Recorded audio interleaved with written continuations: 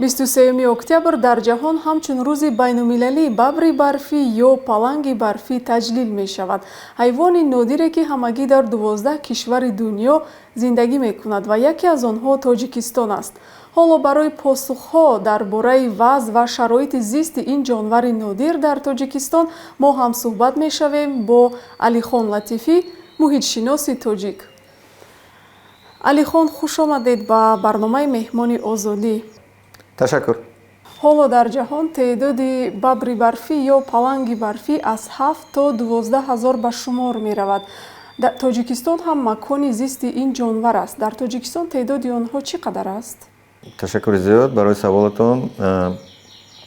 Имрӯз чӣ хел ки худатон ҳозир арз кардед, дар ҷаҳон аз 6 то 12 ҳазор бабри барфӣ ба ҳисоб меояд ва ин бабҳоро дар 12 давлати ҷаҳон зиндагонӣ мекунанд ва Тоҷикистон яке аз ин давлатҳо аст. Аввалан гуфтан дар кор ки ин бабри барфӣ танҳо дар баландкӯҳҳо зиндагонӣ мекунад ва сайди асосии ин ҷонвар ин нахчир аст, яъне бузи кӯҳӣ. Агар бузи кӯҳӣ ҳаст, бабр ҳаст. Агар бузи кӯҳӣ нест, бабр маълум ки вуҷуд надорад. имрӯз чӣ тавре ки олимои Тоҷикистон ба мо маълумот медиҳанд, теъдоди бузи кӯҳӣ яъне нахшир дар Тоҷикистон наздики 40 ҳазор аст. Барои як бабри барфӣ дар як сол на камтар аз 24 нахшир лозим аст. Аз ин маълум мешавад ки теъдоди бабри барфӣ дар Тоҷикистон бояд наздики 800 сар бошад. Аммо мутаассифона имрӯз теъдоди бабри барфӣ дар Тоҷикистон албатта 800 сар нест. Аммо ба фикри ман, ба таҷрибаи ман, ба он чизе ки ман худам мушоҳидат мекунам, ки вақте дар кӯҳистонҳо мегардим, имрӯз дар Тоҷикистон на камтар аз 500 сар бабри барфӣ мо дорем. Аммо олимои мо мегӯянд ки теъдоди бабри барфӣ дар Тоҷикистон аз 250 то 350 сар аст. хай агар байни ин ду рақам гирем, метавонем ки 400 сар гӯем. Аммо ман чанд соли пеш барои Азия плюс гуфтушунид бо Азия плюс гуфта будам ки ман теъдоди бабри барфиро дар Тоҷикистон 500 сар медонам ва ман ҳамин рақама барои худам фикр мекунам камтар нест ва ман дар ҳамин рақам ҳастам. Наздики 500 сар бабри барфӣ дар Тоҷикистон. Дар гузашта ин ҷонвар ба Китоби сурх ворид шуда буд. ҳоло ҳам дар марҳилаи махшавӣ қарор дорад? Аввалан ман гуфтаниам ки бабри барфӣ худаш ба Китоби сурх ворид нашуд. Ӯро ворид карданд. Сабаби ворид кардани бабри барфӣ ба Китоби сурх он буд ки теъдоди бабри барфӣ дар Тоҷикистон хеле кам шуда буд, чун то солҳои 70 шикори бабри барфӣ дар Тоҷикистон манъ набуд ва ҳар сол аз фикр мекунам 100 то 200 300 сар бабри барфӣ шикор карда мешуд. Ва як замонае расид ки олимои Тоҷикистон диданд ки теъдоди бабри барфӣ хеле паст шуд дар Тоҷикистон ва пас аз ин бабро ба Китоби сурхи Тоҷикистон ворид карданд ва аз ҳамун рӯз шикори бабри барфӣ дар Тоҷикистон комилан манъ аст.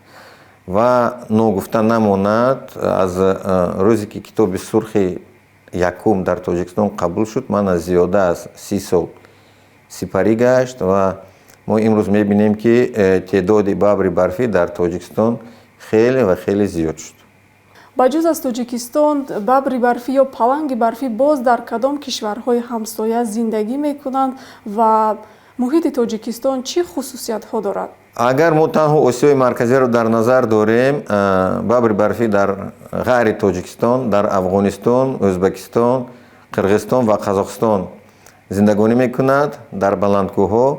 Аммо дар ягон аз ин давлатҳо фикр мекунам теъдоди барф мисле ки дар Тоҷикистон аст нест. ва агар Узбекистон гирем, унҷа шумораи бабри барфӣ шояд 20 ё 25 сар ҳамагӣ бошад, яъне қариб 100 баробар камтар аз Тоҷикистон агар назар.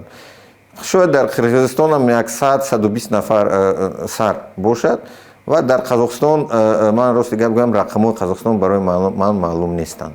барои ҳифзи ин ҷонвар ягон барномаҳои давлатӣ қабул шудаанд ё чораҳое андешида мешаванд?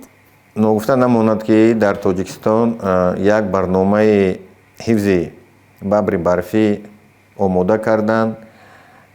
Кумитаи ҳифзи муҳити зист, Академияи улуми Тоҷикистон, ташкилотҳои ғайридавлатӣ ва корҳои зиёд дар ин ҷода меравад ва имрӯз Кумитаи ҳифзи муҳити зист дар ноҳияи Мурғоб як парваришгоҳи хеле калону замонавӣ сохтанд барои парвариши он бабрҳое ки бо сабабҳои гуногун имрӯз дар табиат зиста наметавонанд, лекин онҳо зинда ҳастанд, ба роҳҳои ҳар гуна ба дасти мардум афтиданд, шояд бо захмӣ шуда буданд ё мариз шуда буданд ё ягон сабаби дигар, ва онҳоро имрӯз дар ҳамон марказ ҷамъ мебиёранд, нигоҳубин мекунанд, табобат мекунанд ва агар имконият бошад, пас аз ба худ омадан бо табиат боз сар медиҳанд.